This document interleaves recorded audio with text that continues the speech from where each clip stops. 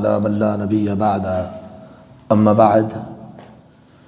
صفحہ نمبر 229 سورہ الرعد سورہ نمبر 13 آیت نمبر 31 اعوذ باللہ من الشیطان الرجیم بسم اللہ الرحمن الرحیم ولو ان قرآنا اور اگر بے شک قرآن ایسا ہوتا ولو ان قرآنا اور اگر بے شک قرآن یعنی اگر قرآن کی ایسی چیز ہوتی کہ سیرت بہ الجبال چلائے جاتے جس کے ساتھ پہاڑ، اگر قرآن کے ساتھ پہاڑ چلائے جاتے، او قطعت بہ الارض یا کاٹ دی جاتی، قطع قطع کی جاتی اس کے ساتھ زمین، او کلم بہ الموتى یا کلام کیے جاتے، گفتگو کی جاتی اس کے ساتھ مردوں سے،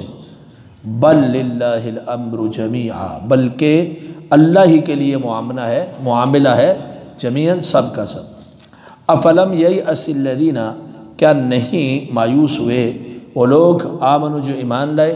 ان لو یشاء اللہ یہ کہ اگر چاہیں اللہ رب العالمین لہدی الناس البتہ ہدایت دے دیں لوگوں کو جمیعاً سب کو، ولا یزال الذین کفروا اور ہمیشہ رہیں گے وہ لوگ جنہوں نے کفر کیا، تصیبہم پہنچے گی ان کو اور ہمیشہ پہنچے گی ان لوگوں کو جنہوں نے کفر کیا بما صنعوا بسبب اس کے جو انہوں نے کیا، قارعۃ ایک بڑی مصیبت، او تحل یا اترے گی قریبا من دارہم ان کے گھر کے قریب، حتی یأتی وعد اللہ یہاں تک کہ آ جائے اللہ کا وعدہ، ان اللہ بے شک اللہ تعالیٰ لا یخلف المیعاد نہیں خلاف کرتے وعدے کی۔ تو اس آیت کریمہ میں اللہ سبحانہ و تعالیٰ نے فرمایا اگر قرآن کوئی ایسی چیز ہوتی کہ جس کے ساتھ پہاڑ چلا دیے جاتے یا زمین پھٹ جاتی، ٹکڑے ٹکڑے کرنا پڑتا اس کو، یا پھر مردوں سے اس کے ذریعے کلام کیا جاتا، تو پھر بھی انہوں نے ماننا نہیں تھا۔ کیونکہ قرآن مجید ایک معجزہ ہے جس نے ان کو لاجواب کر دیا، جس کا جواب، جس کی دلیل کے مقابلے میں کوئی ٹھوس بات ان کے پاس نہیں بچی۔ تو اتنے دلائل دیکھنے کے بعد اپنے پیچھے پڑا وہ دلائل کا مزید نشانیوں کا مطالبہ کرے، جب ایسی روشن کتاب جو ان کے اوپر حاوی ہو گئی، حجت کا اتمام کر دیا، ہونے کے بعد ناطقہ بھی بند ہو گیا ان کا، پھر بھی ایمان نہیں لا رہے، تو اور مزید مطالبے کر رہے اس طرح کے، اور مطالبے بھی مطلب کوئی نشانی آ جائے، آپ کا سونے کا گھر ہو جائے، نہریں بہہ رہی ہوں، یہ ہو وہ، ایسی عجیب تو اللہ تعالیٰ نے فرمایا اگر یہ قرآن ایسا ہوتا ہے نا کہ جس کے ساتھ پہاڑ کو چلا جی جاتے، پہاڑ اس کے ساتھ چلتے اور زمین اس کے ساتھ پھٹ جاتی، ریزہ ریزہ ہو جاتی، قطع قطع ہو جاتی، یا مردوں کے ساتھ کلام کیا جاتا، مرے ہوئے بندے کو اس قرآن کے ذریعے بلا دیا جاتا، گفتگو کی جاتی، اب اس کا جواب اس ماننا انہوں نے پھر بھی نہیں تھا، ایمان انہوں نے پھر بھی نہیں لانا، جیسا کہ اللہ سبحانہ وتعالیٰ نے فرمایا وَلَوْ أَنَّنَا نَزَّلْنَا إِلَيْهِمُ الْمَلَائِكَةَ اگر ہم ان کے اوپر فرشتے اتار دیں، او کلمہم الموتى یا مرے ہوئے لوگ ان کے ساتھ کلام کریں،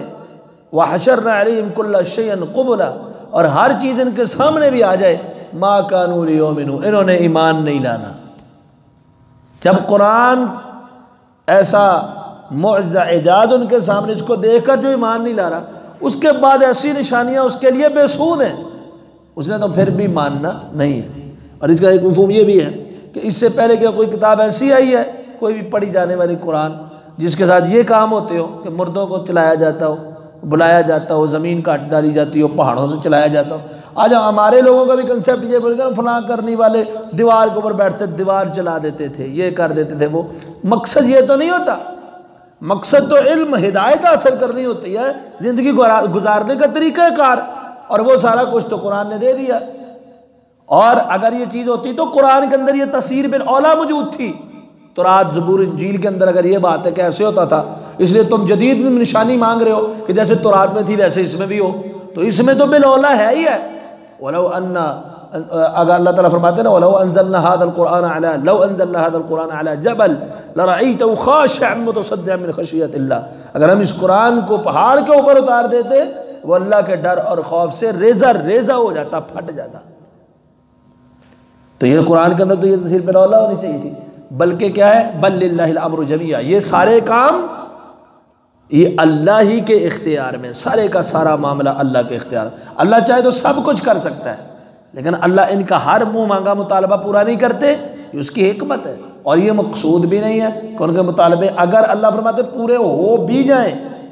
جو مانگ رہے دے بھی رہے، ماننا انہوں نے بھی پھر بھی نہیں۔ ان الذین حقت علیہم کلمۃ ربک لا یؤمنون، جن لوگوں پہ تیرے رب کے کلمے ثابت ہو گئے ایمان نہیں لائیں گے۔ وَلَوْ جَاءَتْهُمْ كُلُّ آیَةٍ، اگرچہ آپ ہر طرح کی نشانی لے آؤ،